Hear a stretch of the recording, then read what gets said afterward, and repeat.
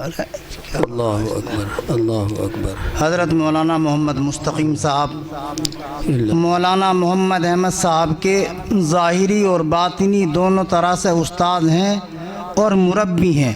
मौलाना मुस्तकीम साहब ने हज़रत अल्लामा साहब की हयात में भैसानी के अंदर पढ़ाया है, वहाँ मौलाना मोहम्मद अहमद साहब ने पढ़ा है और मौलाना मोहम्मद अहमद साहब मेरे उस्ताद हैं।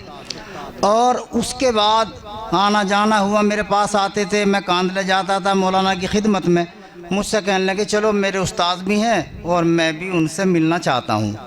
मौलाना मोहम्मद अहमद साहब यहाँ से तशरीफ़ ले गए, पहले खंदरावली आए, फिर हम भैसा मौलाना के यहाँ गए कांदले, और अल्हम्दुलिल्लाह मौलाना ने उनकी जिद्दोजहद, उनकी तसनीफ़ व तालीफ़, उनका शौक़ और देखकर उसी वक्त मौलाना को खिलाफत से भी नवाजा। मौलाना मोहम्मद मुस्तकीम साहब जो खलीफा हैं मुफ्ती मुज़फ़्फ़र हुसैन साहब के, और हाफिज़ जमील साहब कादरी नान के वाले, हाफिज़ अब्दुल सत्तार साहब नान के वालों का नाम आपने सुना होगा, उनके बेटे हैं माशाअल्लाह। वहाँ से भी मौलाना को खिलाफत है। और मौलाना ने पहली ही मुलाकात में भांप लिया और मौलाना मोहम्मद अहमद साहब को खिलाफत से नवाजा। ये वो अजीम शख्सियत है। तो मौलाना तशरीफ़ लाए हैं, हम हज़रत से दरख्वास्त करते हैं कि चंद बातें बयान फरमाएँ। बिस्मिल्लाहिर्रहमानिर्रहीम, अल्हम्दुलिल्लाहि रब्बिल आलमीन, अर्रहमानिर्रहीम, व सल्लल्लाहु तआला अला खैरि खल्क़िही मुहम्मद व आलिहि व अस्हाबिही अजमईन। मेरे बुज़ुर्गों, दोस्तों, अजीम शख्सियत जो स्टेज पर मौजूद हैं, मैं एक तालिब इल्म हूँ, आपके सामने हाजिर हुआ। हज़रत मौलाना मोहम्मद अहमद साहब का तज़किरा आप सभी ने शुरू से लेकर आखिर तक सुन ही लिया। मुझे भी हुक्म हुआ कुछ बात अर्ज़ कर दूँ। भैसानी मिसबाहुल उलूम जो मदरसा है, एक साल मैंने उसमें पढ़ाया। तो मौलाना मोहम्मद अहमद साहब, जिनका उस वक्त में नाम रमज़ानी था, इनके साथ में एक मौलवी अख्तर साहब थे, एक मौलवी अब्दुल हकीम साहब, 3 साथी थे। और उस वक्त में ये बिहम्दिल्लाह मैं इनको बचपन से देखा है। इनका चाल चलन, इनके अखलाक, आदात बड़े ही अजीब थे। साल भर कंज़ुद दक़ाइक़, कुतबी और शरह तहज़ीब, उसूल शाशी वग़ैरह में मैंने कभी इनको गैर हाजिर नहीं पाया।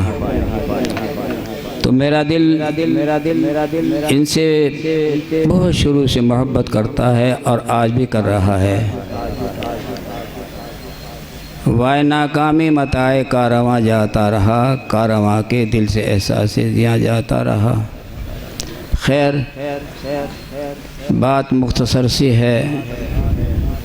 ताज़ा खाही दाश्तन गर्दाग हाय सी नरा, गाहे गाहे बाज खां इस किस्से पारी नरा।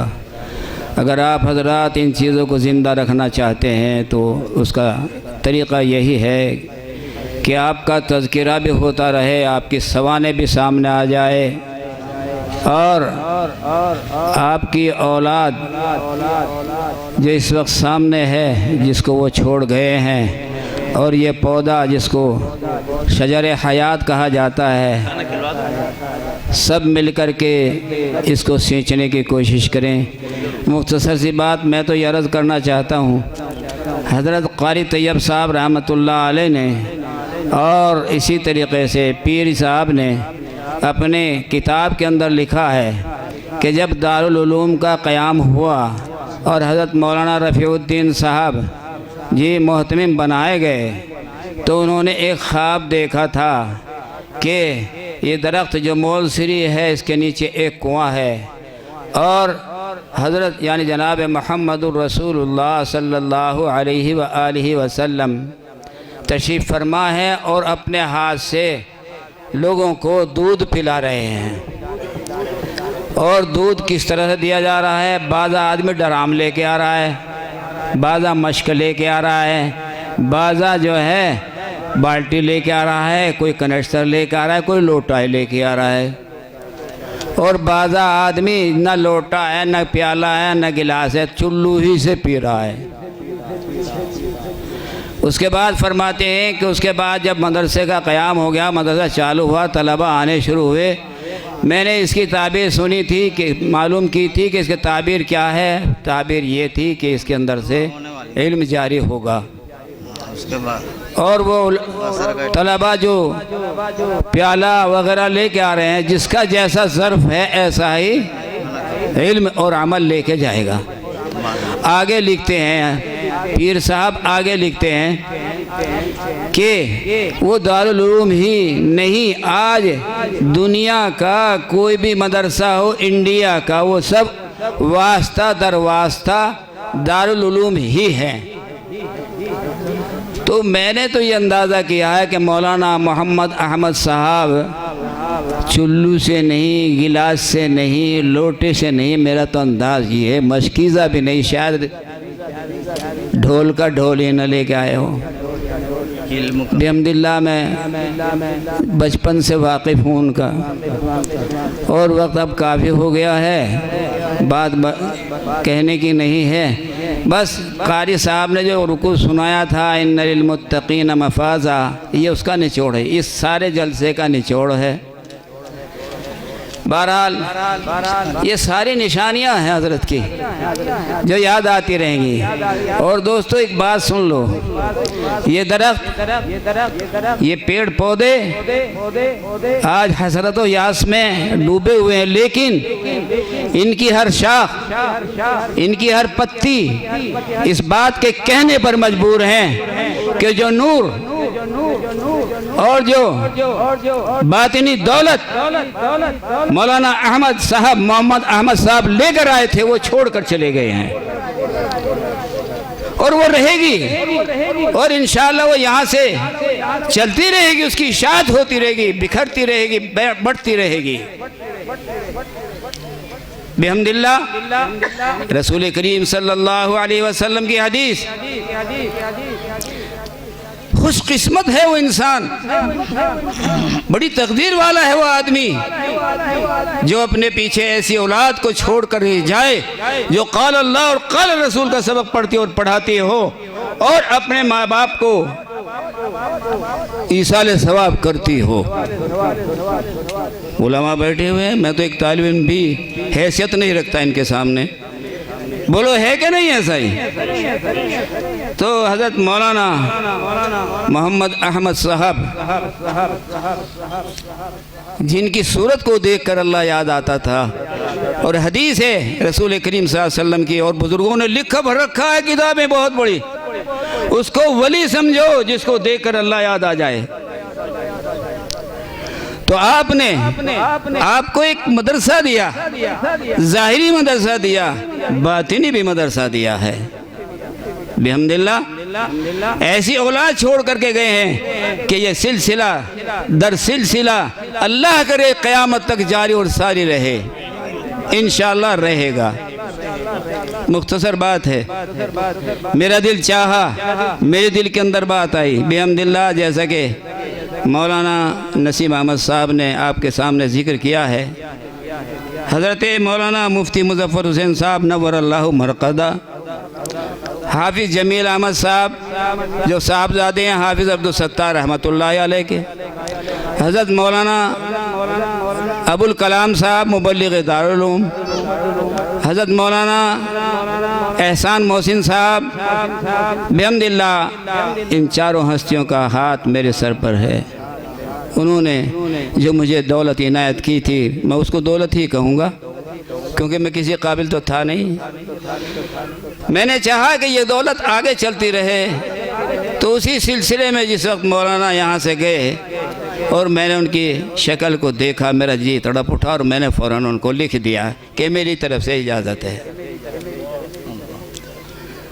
और दोस्तों इसी तरीके से आज मैं उस चीज़ को ज़िंदा रखते हुए और उस नहर को, उस दरिया को आगे बढ़ाते हुए एक बात आपके सामने रखता हूँ कि मौलाना तो तशरीफ़ ले गए, लेकिन मौलाना के साहबजादे मौलाना मौलाना जाकिर हसन साहब जो इस वक्त के शेख हैं, और मैं इनको अपनी तरफ से देखते हुए खूब जांचते हुए मेरे दिल ने कहा मैं अपनी तरफ से इनको इजाज़त देता हूँ। अल्लाहु अकबर, सुभान अल्लाह, मरहबा। खुदा करे ये सिलसिला क़यामत तक जारी रहे। और दोस्तों, इनकी खूबी क्या, मेरी खूबी क्या, इनकी खूबी है। हज़रत आखिर में एक बात अर्ज़ करता हूँ, हाजी इमदादुल्लाह अलैहि रहमान ने लिखा है, किसी ने पूछा हज़रत आप मुरीद करने में बड़ी जल्दी करते हैं, उलमा तो बहुत देर लगाते हैं, आप जल्दी कर लेते हैं। फरमाया अरे भाई मेरे पास तो कुछ है नहीं, जो तलब लेके आ रहा है मुझे मालूम होता है कि इसके अंदर दीन है, तलब है, इसके अंदर तड़प है, कुछ है इसके अंदर। इसीलिए मैं ये चाहता हूँ कि मेरे पास तो कुछ है नहीं, अल्लाह इसी की बरकत से मुझे भी नजात दे देगा। आमीन। बेशक। तो भाइयों, है तो यारों के पास भी कुछ नहीं, बस ये बुज़ुर्गों का एक सिलसिला चला आया है, और इसी सिलसिले को आगे बढ़ाते हुए मैं चाहता हूँ कि खुदावंद कुद्दूस मौलाना जाकिर हसन साहब को मेरे लिए और मेरी औलाद के लिए, बल्कि तमाम मजमे के लिए, तमाम मजमे के लिए नहीं, हम सबके माँ बाप के लिए, छोटों के लिए, बड़ों के लिए, और पूरी उम्मत अहमदिया, पूरी उम्मत मोहम्मदिया के लिए अल्लाह तोशाए आखिरत बनाए। कह दो आमीन। आमीन। भाइयों, बस मैं अपनी बात को ख़त्म करता हूँ, दुआ करता हूँ कि अल्लाह ताला इस दरख्त को सरसब्ज़ व शादाब रखे। और ये तो गुंजाइश ही नहीं कि अगरचे दुआ करना तो हक़ है कि दुआ करूँ अल्लाह ताला हज़रत को जन्नतुल फिरदौस नसीब फरमाए। अरे ये तो इतने उलमा बैठे हैं, ये खुद बता रहे हैं कि हज़रत का रास्ता फिरदौस का तो खुल गया है, पहुंच गए हैं। मैंने अपने बड़ों से सुना, बुजुर्गों से सुना है कि जिस जनाजे पर 40 आदमी गवाह दे देते हो वो जन्नतुल फिरदौस में जाएगा। और ये इतने बड़े बड़े उलमा, अल्लाहु अकबर, ये खुद बता रहा है मजमा कि इंशाअल्लाह मौलाना तो बख्शाए गए हैं। अल्लाह तबारक व तआला उनको भी हमारे लिए ज़रिए नजात बनाए, तोशे रहमत बनाए। अल्लाह हम सबको उनके सदक़े से रहमतों का छावा, रहमतों का साया नसीब फरमाए, और इस मदरसे को अल्लाह ताला हमेशा जारी और सारी रखे। व आखिर दावाना अल्हम्दुलिल्लाह रब्बिल आलमीन। माशाअल्लाह, बहुत